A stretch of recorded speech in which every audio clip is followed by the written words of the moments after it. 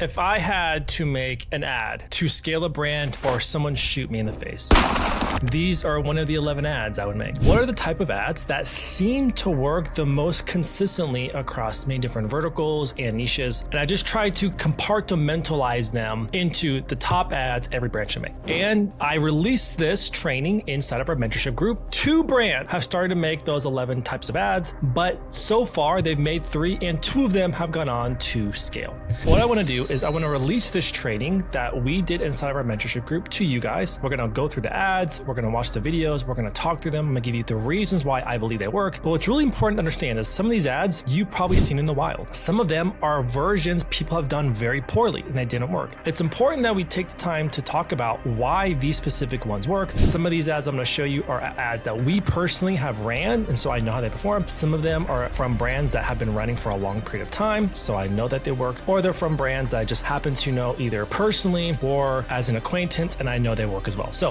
what are those 11 ads? Because I hear a lot from people in our mentorship group and online as well. There's so many different ads you can make. It's quite exhausting. Dude, I totally get it. So people in our mentorship group just keep asking, hey, just tell me what kind of ads to make. So that's what started this journey. So we're going to dive right into the 11 ads. We're going to go through each of them. We're going to talk through them. So the first one is founder story. Now I just want to pause you right here. People scoff when I say founder story, but dude, if you do it the right way, these freaking crush. I'm going to show you an ad that we personally ran, so I know how it performed, but also we have several brands inside of our mentorship group and they've done their own version and those crush. So to be very clear, if you do a founder story in the right way, like this example, these work very consistently. And honestly, it's to do them in a very natural, realistic, and relevant way. This is how we launched our hair care brand. This is my boss on the day of our launch, but this was her 1 year ago. Her scalp was dandruffy, flaky, and irritated, and we were wondering why there weren't any cool, natural anti-dandruff products that actually worked. So we changed that. We wanted to create a brand that would destigmatize dandruff while being effective, natural, and fun. And we got to work. After many, many trials, tests, and even a color debate, we had perfected our shampoo, and it was time to prepare for our launch. We had campaign shoots, our press send out, and we even set our site live. Follow along to see our journey, but yeah, so that ad ran for an extremely long time.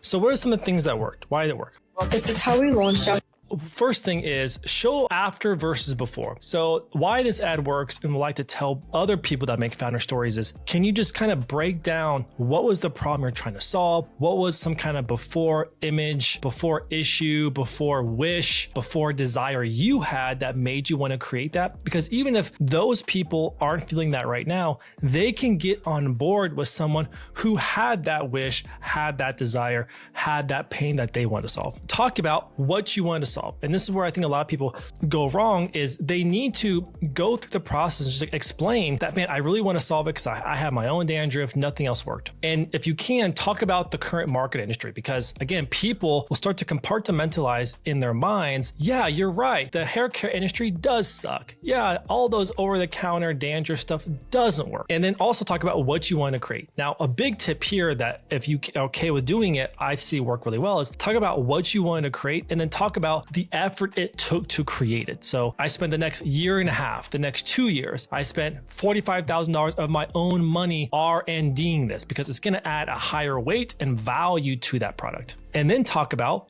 the benefits you're trying to create. So man, like I really wanted this product to do X, Y, and Z. And then I mentioned this earlier, but talk about the effort it took. Because one of the great parts about selling a product is, can you create a higher perception of value than the money that they are exchanging? An easy way to do that is to talk about the time it took you to create it, the money it took you to create it, and any pains or accidents or obstacles you went through. Because what it'll do is people will give it a higher perceived value of, holy crap, it took this guy $45,000 to make this product and it took him a year and a half and 2 trucks burned down on the way to get it. Like this thing must be like made of pure gold, right? People give a higher perceived value to things like that when explaining that way. Okay, next one, interview style. Now, this is quite interesting. There's different versions you can do. I see this work really well in many different ways. I'm gonna talk about the different permutations, but the three main categories on interview style is gonna be, can you do a real one? Like it can be over a Zoom call. It can be live face-to-face in a studio. It can be a fake podcast. We've had a lot of brands in our mentorship group have a lot of success doing a fake podcast where the camera's off to the side and they're answering questions that they prompt or someone else is prompting them, answering them, or my favorite, which is street version. Nails hasn't been updated since 1881. How new is this? It's brand new. This is edgy. This is a new way of cutting your nails. No, this isn't a prank video. I'm not Mr. Beast. Oh, anxiety. Yeah. Oh. Okay. Oh, it's Yeah. so easy. Boom. There we go. So that blade lasts forever. And So fun. beautiful nail cut. There we go. It just cuts it. Beautiful. There we go. Oh, what the heck? This is Okay. actually really cool. You did that all day, couldn't you? Yes. I'm gonna. Can I actually have this? Yeah, sure. Put it back in here. Oh. Nails hasn't been updated since 18. Another version, so that was a street interview style. The next version is going to be a real podcast interview. And again, you can do it over Zoom, and I've seen that crush. Like the Undaria algae, like the body oil. Do you know how we make that product? How? It's amazing. I can't believe I thought of this idea, to tell you the truth. Is we take these huge vats of Undaria algae and we figured out that you have to sort of cut it in a certain way, a certain particle size, and we let it sit for 3 to 6 months. Then we filter out the seaweed and then we add a few essential oils. That's why when you apply it, it's still oily, but it's not grease ball Yes, oily. yes. I do chuckle a little bit because people are coming out with like golden color, but it's the Undaria that really makes it special. So why do these work? Like the Undaria. First one is talk about why the product exists. So this podcast style does a really great job of that. And as a D2C marketer, I really like this version because throughout it in a quite natural way talks about the effort it goes through, 6 months just sitting there, and it goes over misconceptions and false beliefs people have around oiliness. It also at the very end talks about the value proposition of the really brown skin and really golden color skin. In this style of ad, talk about how it's made. And so this can be stuff that you prompt, someone prompts you. You can just, if it's doing a street style interview, you can be talking about how it's made on that exchange. Also, make sure you talk about how it gives the desired benefit. That's really important. This style does a really great job. Just make sure when you're doing the prompting, whether that's you or whatever version you decide to do, you need to talk about how it gives that desired benefit, because that creates a sense of realism and believability. And then make sure you do point of view reactions. So doing street style is very easy to get those reactions. Actually talking to people and having that exchange is very easy to get those reactions. If you're doing like a fake interview style, you'll want to add B-roll. So for example, this clip obviously adds B-roll. That's not part of the interview exchange, but does a great job of adding that in. And most people aren't going to think anything of it. But if you can get first person point of view reactions, that's really good. And then also, are there any like did you knows, right? This one did a great job of that. Did you know this type of fingernail clipper technology hasn't changed since 1881, right? Any kind of did you knows are really great ways to draw out that realism as well. Next one, us versus them or before and afters. I kind of put those together because they're kind of showing the same perspective, but I really like these versions. So this is an ad that we ran. It's still crushing after like a year and a half. And this is one that I actually saw a mutual friend on X post about that I thought was a really good example as well.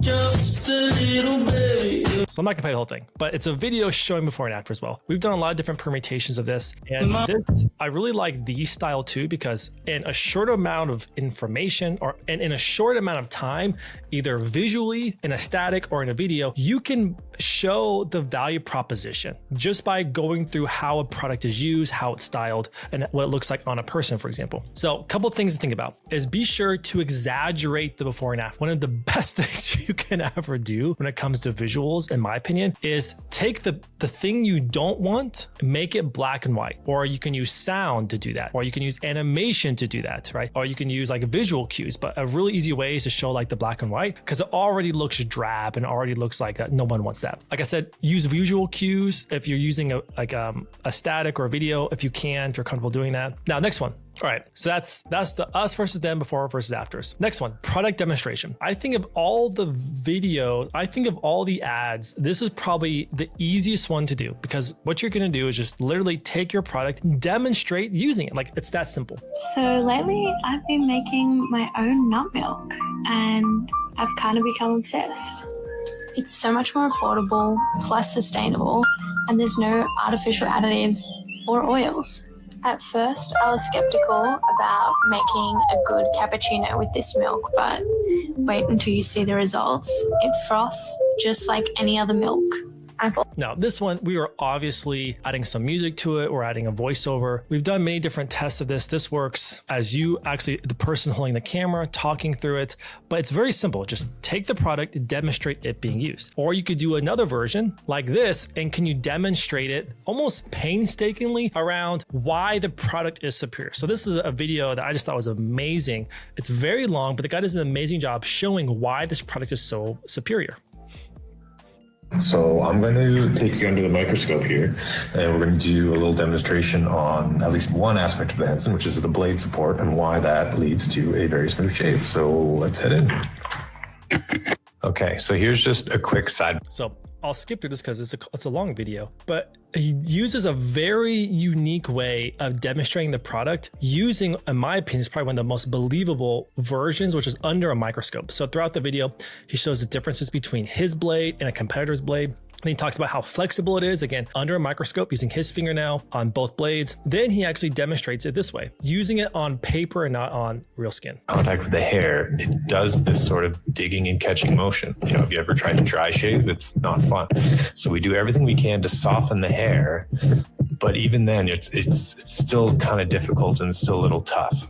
So this razor, every time it meets any resistance, it just cuts in and it digs and it bites because there's no blade tension, no blade support.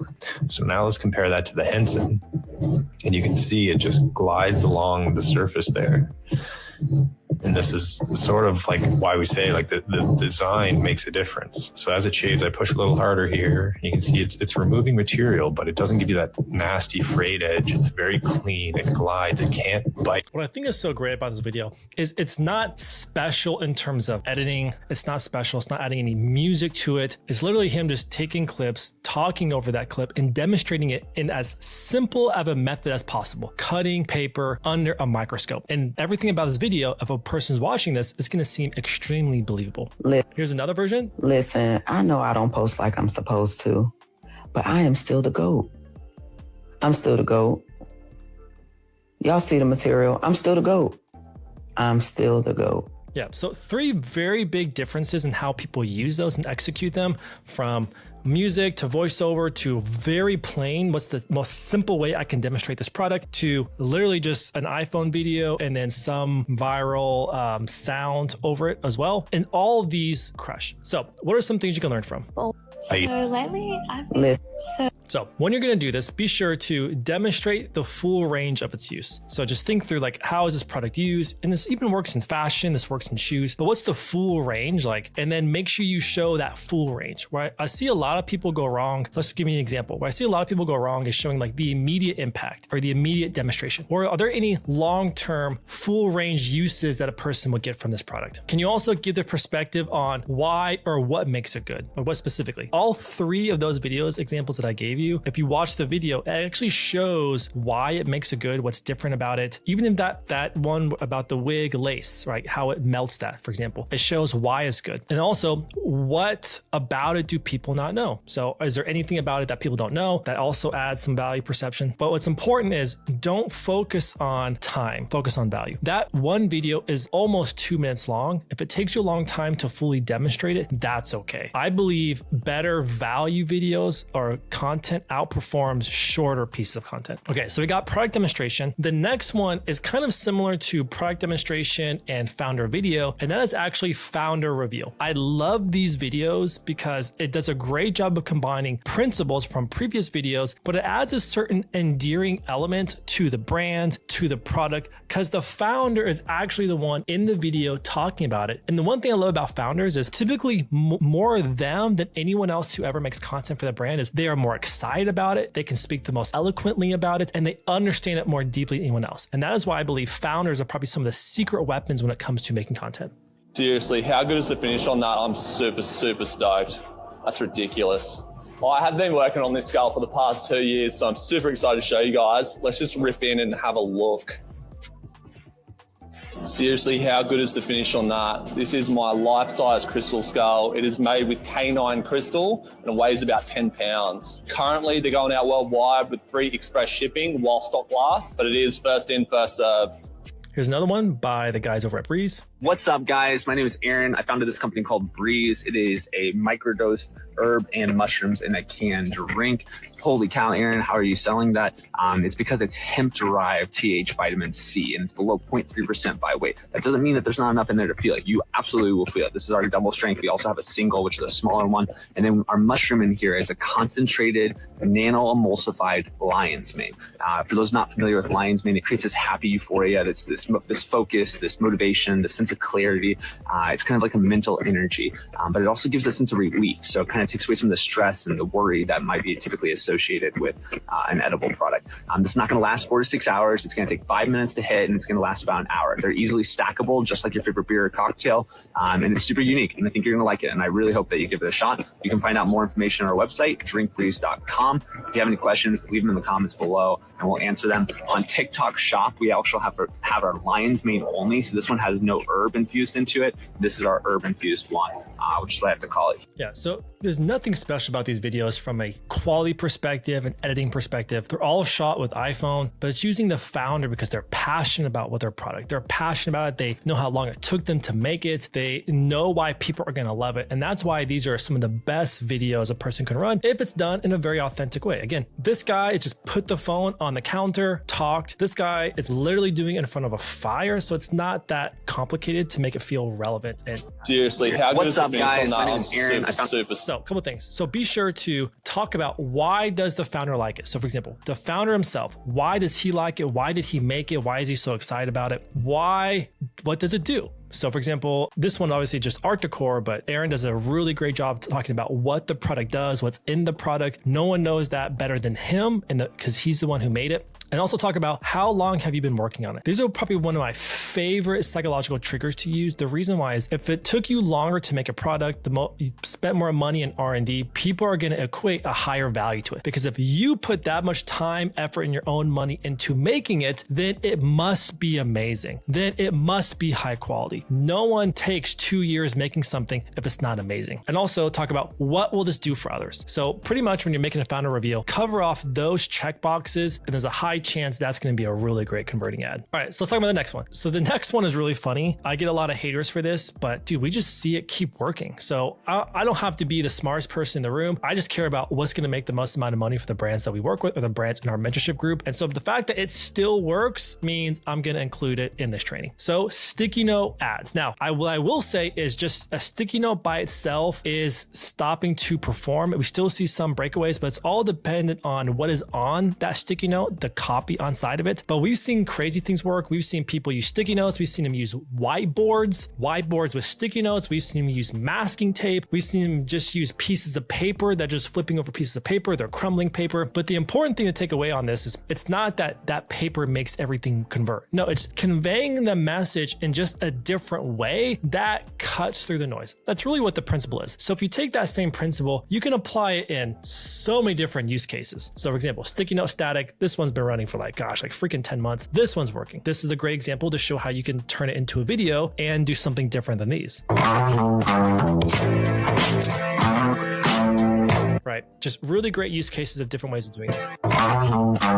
So, and here's another great example. So be sure to use some kind of uncommon way to deliver that message. Just sit down, think through what is like a really interesting, different way that I don't see being used very often, and how can I deliver that message using some of these methods. It could be a sticky note, it can be tape. I've seen duct tape work. I've seen pieces of paper work. I've seen stickers work, you name it, but how can I deliver in a different way? Can I show or display it in an uncommon way or in an uncommon area? So for example, if everyone is just doing it on a kitchen sink or in a bathroom, can you do it in a car, on a fridge, in a restaurant, in a store, right? On a street, in the woods, deliver in a different way.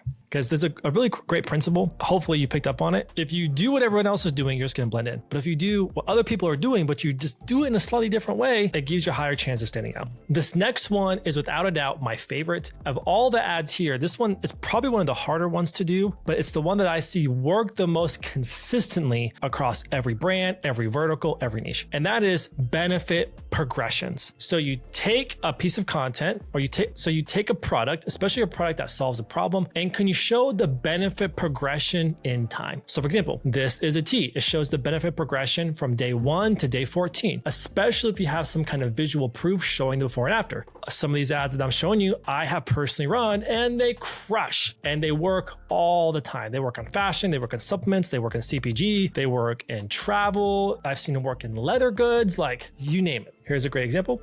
2 steps ahead. I am always 2 steps ahead.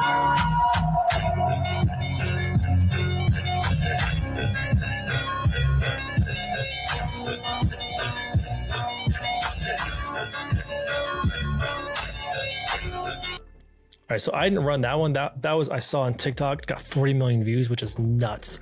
This one, I can tell you for 100% fact, it's made $3 million over a long period of time. And this was really what started this idea of benefit progression creative 3 years ago. It's just to kind of put some age to it of how well this works even across time. Who wants longer eyelashes?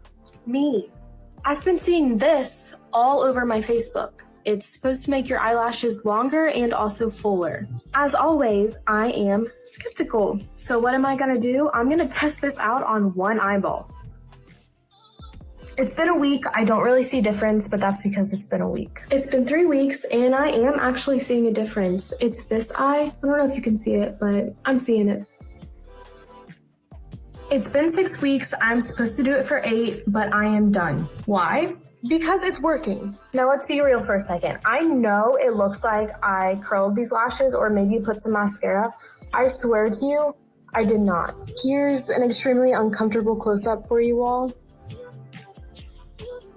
And here's me with mascara. Take note, I tried with this eye. It's unbelievable. Wish me luck on my future journey to fix this, but I do recommend.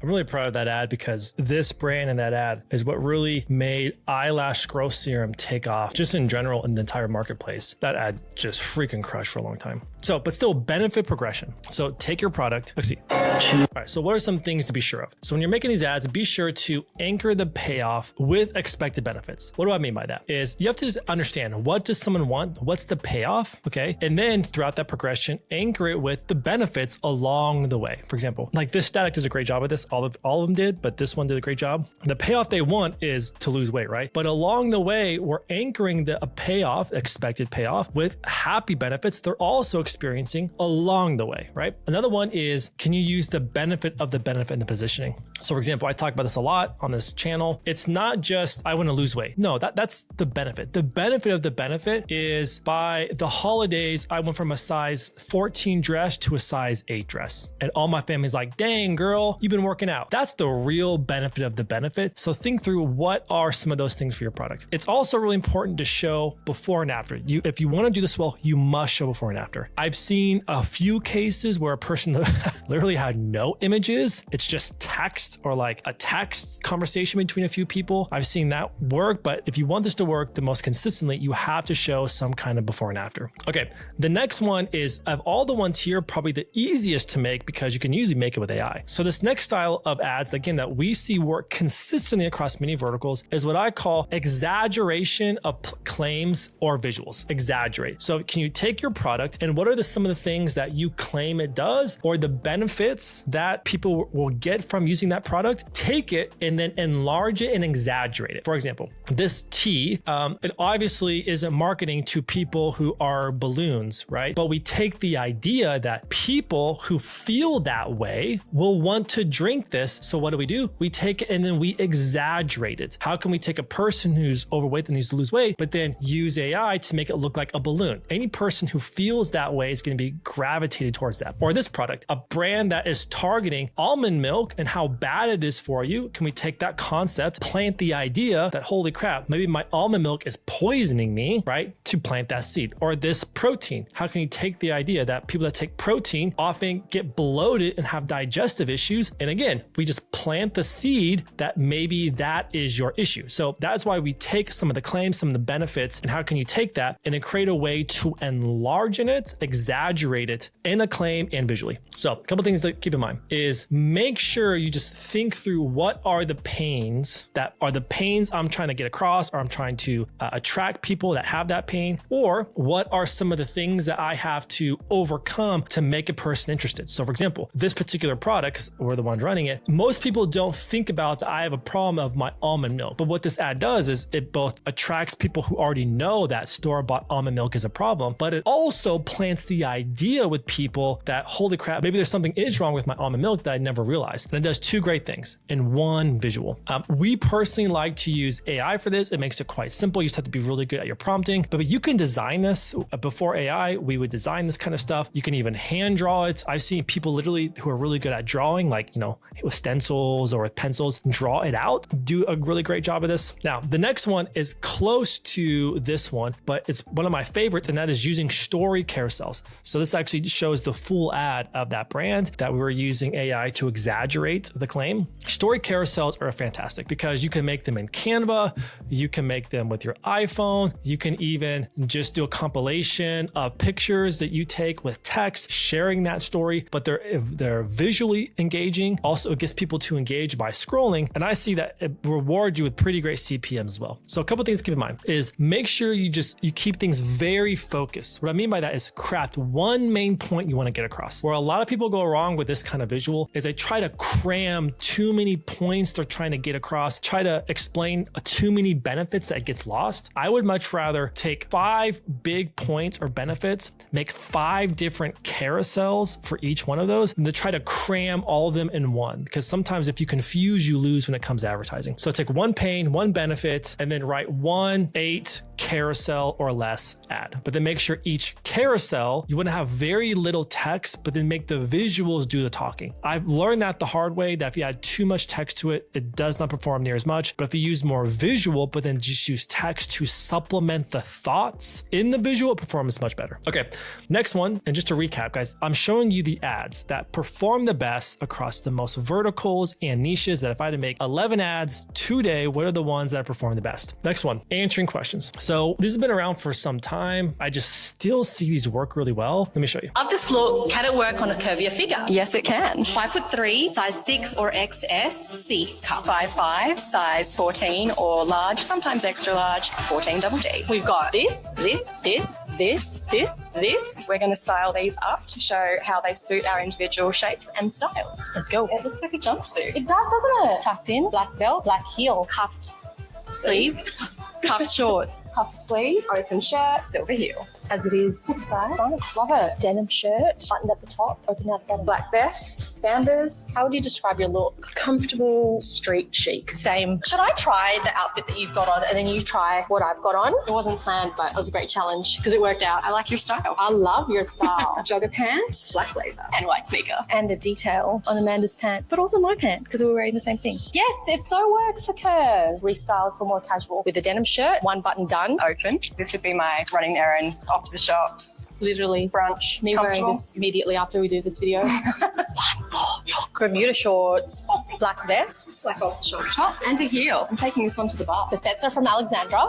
Just a great ad, man. Just a great freaking ad. Great performer too.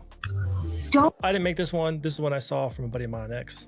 Don't give up. You haven't discovered Aloha bars yet. They're dairy, gluten, and stevia free. Here is what you get in a sample pack of Aloha. Shout out to Fraser. So this one's more scripted, but again, taking a common question and then having a content creator answer that with a specific script and following that. Makes it sweeter and more smooth. It's so. We get it. It's pricier than you're used to seeing on the cereal aisle. But most cereal is made up of cheap ingredients like wheat, corn, and sugar. We use natural ingredients to make our cereal high protein, gluten-free, grain-free, and sugar-free. It tastes like the cereal you remember as a kid, only a whole. So 3 great examples, taking one that's a bit more natural, taking one that is a bit more scripted, and one that you don't have to talk in it. You can just use a robot voice to make that ad. Now, a couple things. Up the slope, can it work on a curve? Don't give up. Yes, it can. Up the slope. So a couple things is get a list of all the questions or objections. You can get that from your customer service team, for example. That's the best thing to do.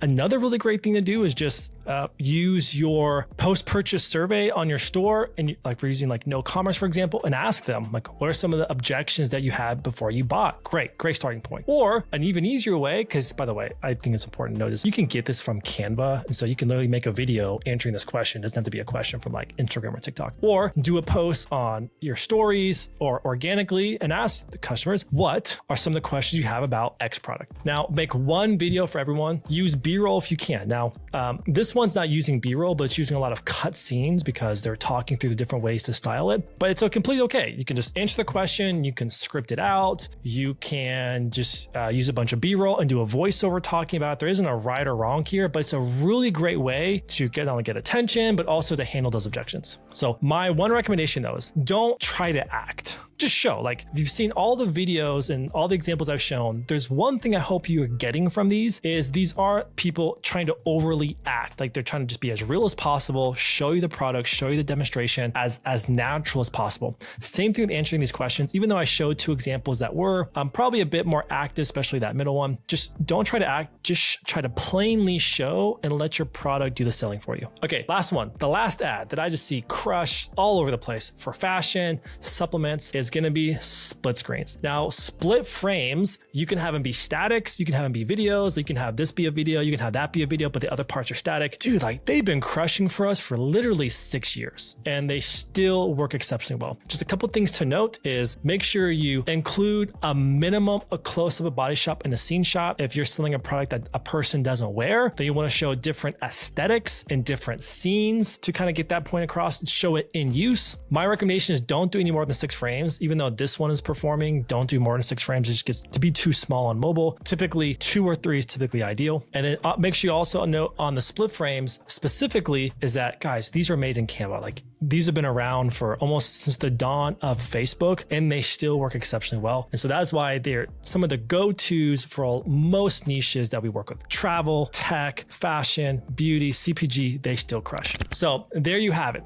If I was going to die tomorrow, unless I could create some ads that were going to scale, these are the 11 ads I could go in with 100% confidence. One of them or many of them were going to take off. So for example, in our mentorship group, we did a training on this, but now we're also doing a challenge where we help brands one-on-one to create these ads. And we have a bunch more examples that we give them inside the mentorship group. If that sounds at all interesting to you, I have a link in the comment. You can learn about the mentorship group. I'm the one that leads it. You work with me personally, as well as the people from my company. But if you found that interesting, make sure you check out another ad of how we put those into practice and how we scaled $1.5 million a month in ad spend. That's a great case study to take a look at. Make sure you take a look at that. And if nothing else, I'll see you in the next video.